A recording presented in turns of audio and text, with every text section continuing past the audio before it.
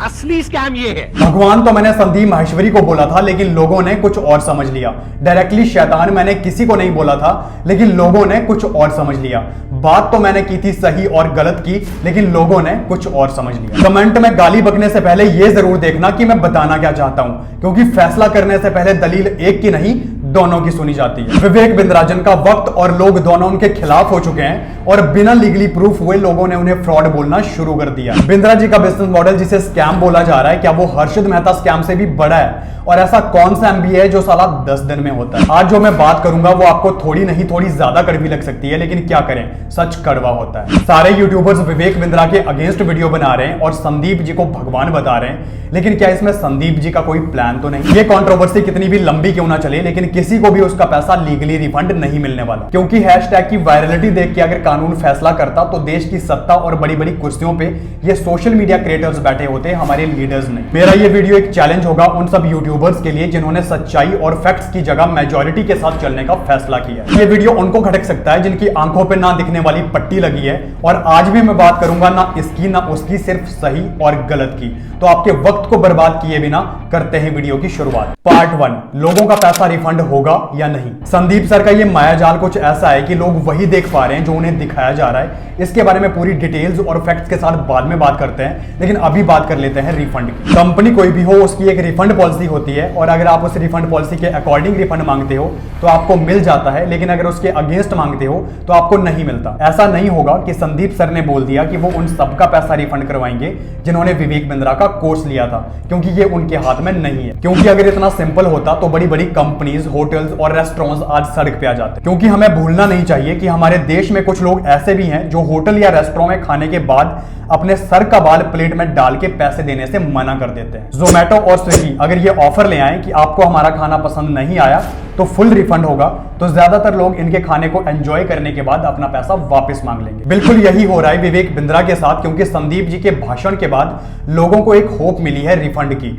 इसलिए लोग बढ़ चढ़ के इस कंट्रोवर्सी में पार्ट ले रहे हैं, फिर चाहे बिंद्रा जी के कोर्स से उनका फायदा ही क्यों ना हुआ हो। लेकिन बड़ा बिजनेस की रिफंड पॉलिसी के अकॉर्डिंग अगर आपने कोई एडवांस पैसा दिया है और 30 दिन के अंदर आप रिफंड मांगते हो तो रिफंड हो जाएगा, लेकिन अगर उसके बाद मांगते हो तो कोई रिफंड नहीं होगा और आपका एडवांस पैसा किसी दूसरे कोर्स में एडजस्ट हो जाएगा। और इनकी फुल रिफंड पॉलिसी के अकॉर्डिंग अगर आपने कोई कोर्स लिया है और इनवॉइसिंग के 5 दिन के अंदर अगर आप रिफंड मांगते हो तो आपका पूरा पैसा वापस होगा, लेकिन 5 दिन के बाद मांगते हो तो कोई रिफंड नहीं होगा, आप सिर्फ कोर्स एक्सचेंज करवा सकते हो। बात करें अगर 100% मनी बैक गारंटी की, तो उसके लिए भी विवेक बिंद्रा ने ऑन कैमरा स्टेटमेंट दिया था कि अगर आप 10 घंटे 100 दिन तक लगातार काम करते हो तो आप महीने का 10 लाख कमा सकते हो, लेकिन अगर आप नहीं कमा पाते तो आपका पूरा पैसा वापस हो जाएगा। 10 घंटा 100 दिन 10 लाख रुपए महीना। अगर आप ये कर रहे हैं 10 घंटा रोज 100 दिन के लिए तो 10 लाख रुपए महीना, और आप बोलते हैं 10 लाख छोड़ो मैं कुछ नहीं कमा पाता, तो मैं आपको पैसे वापस कर दूंगा। आपको आपके आईबीसी के पूरे पैसे वापस कर दूंगा, 100% money back guarantee. Vivek Bindra आज भी अपनी बात पे टिके हैं। अगर आपने 10 घंटे 100 दिन तक लगातार काम किया था फिर भी 10 लाख महीना नहीं कमा पाए तो जाइए और अपना रिफंड क्लेम कीजिए, लेकिन इसमें आपको सीआरएम के थ्रू क्रॉस चेक भी किया जाएगा कि आपके डैशबोर्ड पे कितना काम हुआ था कितना नहीं। अगर आपकी स्टेटमेंट सही निकली तो आपका पूरा पैसा रिफंड हो जाएगा, लेकिन अगर नहीं निकली और अगर आपने रिफंड पॉलिसी के अगेंस्ट रिफंड मांगा तो आपको कुछ नहीं मिलेगा, फिर चाहे संदीप जी कुछ भी बोल लें उससे फर्क नहीं पड़ता। पार्ट 2, विवेक बिंद्रा के ओवर कमिटमेंट्स। पूरे सोशल मीडिया पे कुछ ऐसी वीडियोस दिखा के मैनिपुलेट किया जा रहा है जहां पे विवेक बिंद्रा ओवर कमिटमेंट्स कर रहे हैं, लेकिन अगर कॉर्पोरेट लाइफ में देखोगे तो बड़ी बड़ी कंपनियां भी अपने बिजनेस और प्रोडक्ट को प्रमोट करने के लिए ओवर कमिट करती हैं। ये कुछ मार्केटिंग हैक्स होते हैं जिनका यूज कंपनियां और बिजनेसमैन अपने बिजनेस की ग्रोथ के लिए करते हैं। एक एग्जांपल देता हूं, फेयर एंड लवली क्लेम करता है कि उनकी क्रीम 7 दिनों में गोरा निखार देगी, लेकिन आज तक आपने किसी भी ऐसी लड़की को नहीं देखा होगा जिसे फेयर एंड लवली ने 7 दिन में गोरा बना दिया हो, यहां तक कि 7 साल में भी गोरा बनाया हो। रेड बुल अपनी एड में दिखाता है red bull gives you wings, लेकिन मुझे कोई ऐसा इंसान दिखा दो रेड बुल पीने के बाद जिसके पंख उगाए हों। कोई ऐसा इंसान दिखा दो जिसने माउंटेन ड्यू पीने के बाद अपनी बाइक को एक पहाड़ से दूसरे पहाड़ पे उड़ा दिया हो।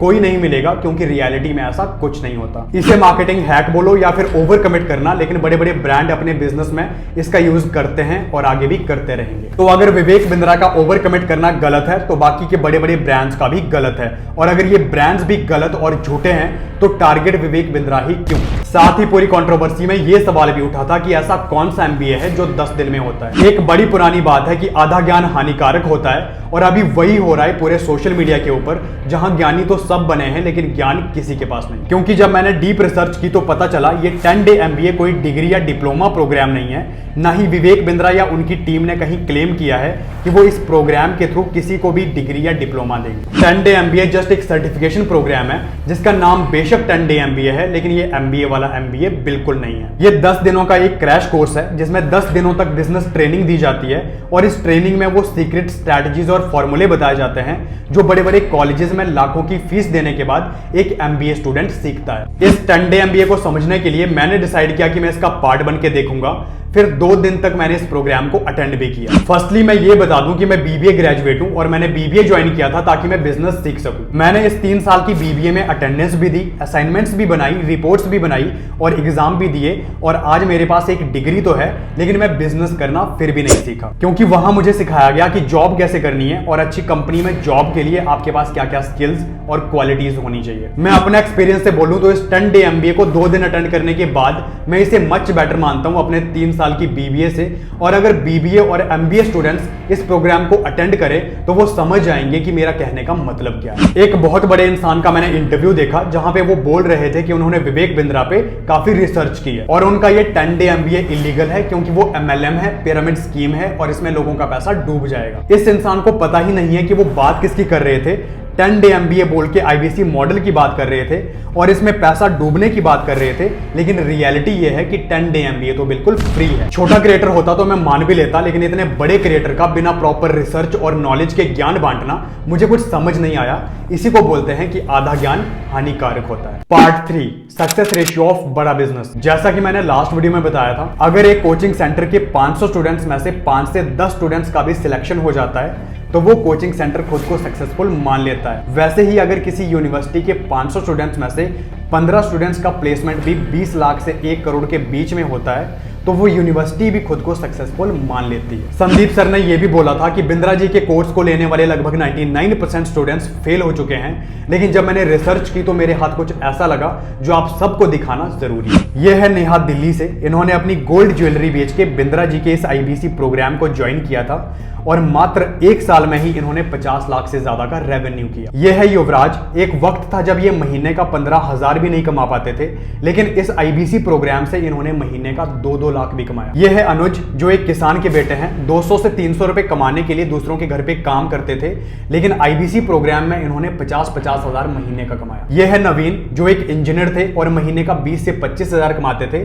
लेकिन बिंद्रा जी के इस आईबीसी प्रोग्राम से इन्होंने महीने का 1-1 लाख भी कमाया। राजेंद्र एक ऐसी झोंपड़पट्टी में रहते थे जहां पे लाइट भी नहीं थी और ये केवल 10वीं पास है, लेकिन इस आईबीसी मॉडल से इन्होंने खुद को टोटली ट्रांसफॉर्म कर लिया है, फाइनेंशियल लेवल पे भी, स्किल वाइज भी और पर्सनालिटी वाइज भी। लास्ट और सबसे इंटरेस्टिंग, प्रांशु रंजन, जिन्होंने आईबीसी प्रोग्राम के लिए अपना कॉलेज ड्रॉप किया और इसी बड़ा बिजनेस से इन्होंने अपना बिजनेस 25 करोड़ का बनाया।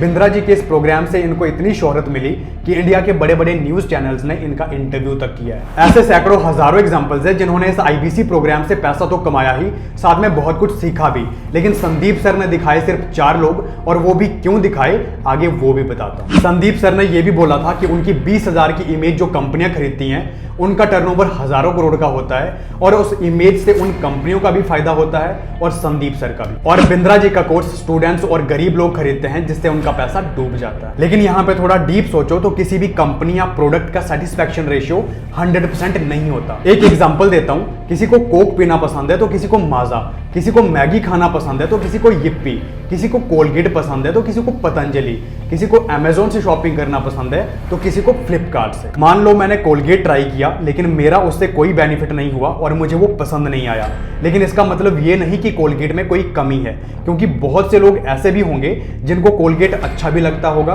और उससे उनको फायदा भी होता होगा। सिमिलरली जिन कंपनियों ने संदीप सर की वो 20,000 की फोटो खरीदी होगी, वो सारी कंपनियां उस फोटो और उसके प्राइस से सेटिस्फाई हैं, ऐसा हो ही नहीं सकता। लेकिन संदीप सर इस बात को खुल के नहीं बोलेंगे। वैसे ही विवेक बिंद्रा के 50,000 के कोर्स से सबका फायदा हुआ हो, ऐसा हो नहीं सकता, लेकिन सबका घाटा हुआ हो, ऐसा भी नहीं हो सकता, क्योंकि रेशियो तो हर जगह निकलता है। बात नीड की भी होती है, जिसको जिसकी जरूरत होगी वो वही खरीदेगा। जैसे बड़ी बड़ी कंपनियों को जरूरत थी संदीप सर की इमेज की, तो वो उन्हें खरीदेंगे, लेकिन वो बिंद्रा जी का कोर्स नहीं खरीदेंगे, क्योंकि उन्हें नहीं सीखना कि बिजनेस कैसे करते हैं, उन्हें नहीं सीखना कि सोलोप्रेन्योर से एंटरप्रेन्योर कैसे बनते हैं, क्योंकि वो खुद हजारों करोड़ की कंपनी है, इसलिए उन्हें कोर्स की जरूरत नहीं है। लेकिन जिनको सीखना है कि सोलोप्रेन्योर से एंटरप्रेन्योर कैसे बनते हैं, बिजनेस कैसे बनाते हैं और पैसा कैसे कमाते हैं, वो लोग इनका कोर्स खरीदेंगे, क्योंकि ये कोर्स उनकी नीड के अकॉर्डिंग बने हैं, फिर चाहे वो स्टूडेंट हो या फिर रिक्शे वाला। इससे कुछ को अच्छे रिजल्ट मिलेंगे और कुछ को नहीं, क्योंकि रेशियो तो यहां भी निकलेगा। लेकिन अब सवाल ये भी आता है कि संदीप सर ने विवेक बिंद्रा को टारगेट क्यों किया। पार्ट 4, संदीप माहेश्वरी का मायाजाल। इस पॉइंट को समझने के लिए आपको बिल्कुल न्यूट्रल माइंडसेट रखना पड़ेगा, तभी आप समझ पाओगे। अगर आपने रामायण देखी या सुनी है तो उसमें रावण का बेटा मेघनाथ एक ऐसा मायाजाल बिछाता था जिसमें उसका दुश्मन वही देखता था जो वो दिखाता था। उसके मायाजाल के बाहर ना उसका दुश्मन सोच सकता था और ना ही देख सकता था। उसी मायाजाल में फंसा के भगवान लक्ष्मण को घायल किया गया था। सेम वैसे ही मायाजाल में संदीप माहेश्वरी ने सभी लोगों और यूट्यूबर्स को फंसा के रखा है, जिसके बाहर ना ही कोई सोच रहा है ना ही देख रहा है, और अगले कुछ मिनटों में मैं इस बात को प्रूफ कर दूंगा। फर्स्ट एंगल, संदीप सर के शो पे जो लोग आते हैं वो उन्हीं के फैंस होते हैं, उन्हीं के भक्त होते हैं और उन्हीं को फॉलो करते हैं। यह बात संदीप सर अच्छे से जानते हैं, तो उन्हें यह भी पता था कि अगर मैं बोलूंगा सही तो वो लोग इसे सही मानेंगे और बोलूंगा गलत तो लोग इसे गलत मानेंगे। फिर संदीप सर ने अपने भक्तों से एक सवाल पूछा कि इस पूरी कंट्रोवर्सी में कौन सही है, तो आगे से जवाब आया सर आप। और उस वीडियो को YouTube पे करोड़ों लोगों ने देखा और वहां से एक इल्यूजन क्रिएट हुआ कि ज्यादातर लोग संदीप सर के साथ हैं। लेकिन थोड़ा ये सोच के देखो कि अगर ये सेम सवाल विवेक बिंद्रा के इवेंट में उनके शो पे उनके फैन से पूछते तो क्या जवाब आता। आई एम डैम श्योर कि जवाब आता विवेक बिंद्रा। सेकंड एंगल, आज के दौर में लोगों का अटेंशन बहुत कम हो चुका है, इसलिए लोग लॉन्ग वीडियो से ज्यादा शॉर्ट वीडियोस देखते हैं, पढ़ने से ज्यादा सुनना पसंद करते हैं और सुनने से ज्यादा देखना पसंद करते हैं। और यह बात संदीप सर को बहुत अच्छे से पता थी, जिसका उन्होंने भरपूर फायदा उठाया। उसमें उन्होंने डायरेक्ट सेलिंग के लॉज एक्सप्लेन किए थे और बहुत कॉन्फिडेंस से बोला था कि बिंद्रा जी का बिजनेस मॉडल स्कैम है। But I am damn sure कि ज्यादातर लोगों ने उस 13 पेज के डॉक्यूमेंट को खुद से नहीं पढ़ा होगा और ना ही क्रॉस चेक किया होगा कि बिंद्रा जी का business model direct selling laws को फॉलो करता है या नहीं। बस उनके भगवान ने जो बोल दिया वो सबने मान लिया। लेकिन आपकी जानकारी के लिए बता दूं कि जब मैंने रिसर्च की तो पता चला कि बिंद्रा जी का बिजनेस मॉडल डायरेक्ट सेलिंग की गाइडलाइंस को कंप्लीटली फॉलो करता है। बाकी कोर्ट का फैसला कुछ दिनों में आ जाएगा। थर्ड एंगल, संदीप सर ने बोला कि विवेक बिंद्रा ने उनको बार बार धमकी दी है, लेकिन अगर क्रॉस चेक करोगे तो वो पूरा वीडियो 28 मिनट का था, जिसमें उन्होंने संदीप सर को संदीप भाई भाई बोल के बात की थी और जाने मन बोल के बात की थी। उन्होंने ये भी बोला था कि वो संदीप सर की बहुत रिस्पेक्ट करते हैं। विवेक सर ने जो भी बात की थी बहुत पॉजिटिव वे में की थी। बिंद्रा जी ने जस्ट 1 से 2 बार बोला था कि अब देखो मैं 6 से 7 दिनों में क्या करता हूं, क्योंकि उनके पास संदीप जी के कुछ ऐसे राज थे जिनको एक्सपोज करने की उन्होंने बात की थी। लेकिन संदीप जी ठहरे पक्के खिलाड़ी। उन्होंने उस 28 मिनट की वीडियो में से एक ऐसी लाइन उठाई जो बिंद्रा जी के अगेंस्ट यूज हो सकती थी, क्योंकि वो जानते थे कि अगर वो अच्छी बातें भी उठाएंगे तो ये पूरा एजेंडा उल्टा भी पड़ सकता है। Part 5, lack of transparency. मुझे इस पूरी कंट्रोवर्सी में एक बात अभी तक समझ नहीं आई कि संदीप सर अगर इतने अच्छे और सच्चे हैं तो उन्होंने पूरी ट्रांसपेरेंसी क्यों नहीं रखी, क्यों बातों को घुमाया गया। पहली बात, बिग स्कैम एक्सपोज्ड के नाम से जिस वीडियो को हम सबने देखा, उस पूरे सेशन में विवेक बिंद्रा की तारीफ भी हुई थी। उस तारीफ वाले पार्ट को क्यों हटाया गया? विवेक बिंद्रा की 28 मिनट की रिप्लाई वीडियो में से एक लाइन को ही क्यों दिखाया गया? बाकी की अच्छी बातों को क्यों छुपाया गया? बिंद्रा जी के मनी बैक गारंटी के वीडियोस तो दिखाए गए, लेकिन उसके साथ साथ बड़ा बिजनेस की रिफंड पॉलिसी क्यों नहीं बताई गई? संदीप सर ने यह भी बोला था कि यह पैसा 18 से 19 साल के बच्चों का है, इसलिए उन्हें ज्यादा दर्द हुआ है। लेकिन थोड़ा यह सोच के देखो कि जब संदीप सर ने विवेक सर को अपने शो पे इनवाइट किया था, तब भी उनका आईबीसी प्रोग्राम चल रहा था और संदीप सर को सारा पता था। और अगर इनका ये मॉडल गलत है तो उस टाइम संदीप सर का ईमान कहां था? उस टाइम उन्हें उन बच्चों के पैसों का ख्याल क्यों नहीं आया? अगर विवेक सर इतने घटिया इंसान थे तो उन्होंने उन्हें अपने शो पे इनवाइट ही क्यों किया? उस वक्त तो इन्होंने विवेक सर को बोला था कि हम बिजनेस की फील्ड में कुछ बड़ा करेंगे, इसको दोगलापन नहीं तो और क्या बोलेंगे। अभी जो इन्होंने ये सब किया है, लोगों को लग रहा है कि वो दूसरों के भले के लिए किया है, लेकिन नहीं, वो इन्होंने अपने पर्सनल बेनिफिट के लिए किया है। दूसरों के कंधों का इस्तेमाल तो सिर्फ बंदूक चलाने के लिए किया। आप ये सोच के देखो, एक तरफ विवेक सर ने पूरी रिस्पेक्ट से बात की, संदीप भाई करके बात की, जाने मन करके बात की, आप करके बात की, और दूसरी तरफ संदीप सर ने तू तड़ाक करके उनकी मिमिक्री करते हुए उनकी बेइज्जती की। मेरे को मत डराने की कोशिश कर, बार बार तू अपनी आंखें दिखा कर। यहां से यह भी पता चलता है कि कौन ईगोइस्टिक है और कौन नहीं। मिस्टर संदीप माहेश्वरी, अपने शो पे अपने लोगों के सामने तो आप बब्बर शेर बन लिए और कर ली विवेक सर की बेइज्जती, जो कि कोई भी कर सकता है। लेकिन जब विवेक सर ने आपको ओपन चैलेंज किया था कि आपकी जगह आपके लोग जो बात करनी है खुल के करो, तब तो आपकी हवा टाइट हो गई और अकेले में आप शेर बनते हो। अब सवाल यह भी है कि संदीप माहेश्वरी ऐसा करेंगे क्यों। पार्ट 6, संदीप माहेश्वरी का दोगलापन। संदीप सर का जो मेन बिजनेस है वो है इमेजेस बाजार, जहां से वो पैसा कमाते हैं, लेकिन एआई की वजह से इस इंडस्ट्री में भी फॉल आने वाला है और ये बात वो जानते थे। तब इन्होंने प्लान बनाया कि क्यों ना कोचिंग इंडस्ट्री में अपने पैर रखूं, क्योंकि इनका फैन बेस भी अच्छा है और लोग इनको सुनना भी पसंद करते हैं। तो इनको लगा कि यहां पे जाना इनके लिए आसान होगा। इसके लिए इन्होंने दो तरह से ट्राई किया। पहला, यूट्यूब पे बिजनेस मास्टरी सीरीज चला के, ताकि लोग इन्हें बिजनेस एक्सपर्ट समझे, लेकिन वो नहीं चली। दूसरा, टाइम ऑफ इंडिया के फ्रंट पेज पे अपने पेड सेशन की एड चला के, जहां वो एक सेशन के 9 से 36 लाख डिमांड कर रहे थे, लेकिन यहां भी इनकी दाल नहीं गली। तब इनको एहसास हुआ कि इंडिया में कोचिंग इंडस्ट्री के बाप हैं विवेक बिंद्रा, और जब तक इनको रास्ते से नहीं हटाया जाएगा तब तक इनकी एंट्री इस इंडस्ट्री में नहीं होगी। लेकिन सीधी उंगली से तो ये काम होना नहीं था, इसलिए इन्होंने अपनी उंगली टेढ़ी कर ली। ये था इनका पूरा एजेंडा। दोगला मैंने इसलिए बोला क्योंकि एक टाइम था जब संदीप सर बोलते थे कि नेटवर्क मार्केटिंग इंडस्ट्री आपका दिमाग खोल सकती है और आपका माइंडसेट डेवलप कर सकती है, और अगर आप अच्छी कंपनी के साथ जुड़ते हो तो आप बहुत कुछ सीख सकते हो और पर्सनली ग्रो कर सकते हो। हालांकि इनका कहना यह भी था कि इनका पूरा माइंडसेट इस इंडस्ट्री से बना और इनके पूरे करियर में MLM ने एक बीज का काम किया। मैंने एक multi level marketing company join करी थी। वहां पर स्टेज पे देखा लोगों को बोलते हुए, प्रेजेंटेशंस देते हुए, तो कहीं ना कहीं शायद तभी से मेरे अंदर ये डिजायर आ गया था कि मुझे भी कभी कुछ ऐसा करना। तो ये जो अभी हो रहा है उसमें कहीं ना कहीं वो भी सीड है, और प्लस पैसे के मामले में भी दिमाग वहां से खुल गया। जैसे मैंने एक कंपनी ज्वाइन करी थी, वहां पे मेरा कुछ नहीं हुआ, लेकिन सीखने को बहुत कुछ मिला। तो आज जो मैं कर रहा हूं उसमें उसका बहुत बड़ा हाथ है। कितने का नुकसान हुआ? 5,000 रुपए का, बट उस 5,000 का आज मुझे कितना बड़ा फायदा हुआ? बहुत बड़ा फायदा हुआ। अगर मैं वहां नहीं जाता तो मेरा दिमाग नहीं खुलता। लेकिन आज जब बात इनके ईगो की है तो ये इस इंडस्ट्री को घटिया बता रहे हैं, इसे दोगलापन नहीं तो और क्या कहेंगे। द फाइनल कंक्लूजन, मैं यही बोलूंगा कि साथ किसी का भी दो, लेकिन उससे पहले डीप रिसर्च करो और खुद से करो, और इस मायाजाल से बाहर निकल के देखो, आपको सच दिखेगा। ये मत देखो कि भीड़ किसका साथ दे रही है, क्योंकि भीड़ हमेशा आसान रास्ता चुनती है और भीड़ में चलना भी आसान होता है, लेकिन ये जरूरी नहीं कि भीड़ सही हो।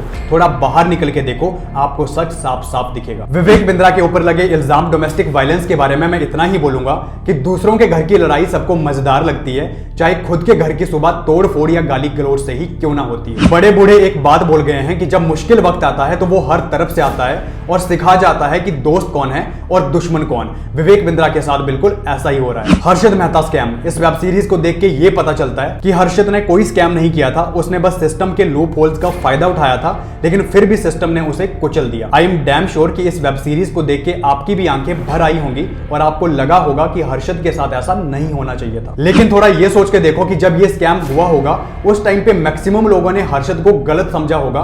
आज बेशक लोग सिंपैथी दिखाते हैं, लेकिन उस टाइम हर्षद का साथ किसी ने नहीं दिया होगा। बिल्कुल वैसे ही आज ऐसा ना हो कि डॉक्टर विवेक बिंद्रा के साथ भी यही हो और बाद में सिंपैथी के अलावा कुछ ना बचे। मेरा एक सवाल और है, चलो मान लेते हैं MLM मॉडल गलत है, तो भी विवेक बिंद्रा ही क्यों? उन सभी कंपनियों को टारगेट करो और एक्सपोज करो जो इस मॉडल पे काम करती हैं। उसका तो दम है नहीं, बस पड़ गए हाथ धो के एक ही इंसान के पीछे। और अगर कोर्स बेचना गलत है तो भी विवेक बिंद्रा ही क्यों? उन सब बिजनेस कोचेज और फाइनेंस कोचेज को टारगेट करो जो कोर्स बेचते हैं, जैसे उज्जवल पाटनी, पुष्कर राज ठाकुर, प्रांजल कामरा और ऐसे बहुत से कोचेज जो अपनी वीडियोस के माध्यम से अपने कोर्सेज बेचते हैं। आखिरी बात, मिस्टर संदीप माहेश्वरी जैसे दिखते हैं वैसे बिल्कुल नहीं है, शकुनी की तरह चाल चलते हैं और आप भी बच के रहना, क्योंकि इनके लिए पूरे सिस्टम को मैनिपुलेट करना आसान है।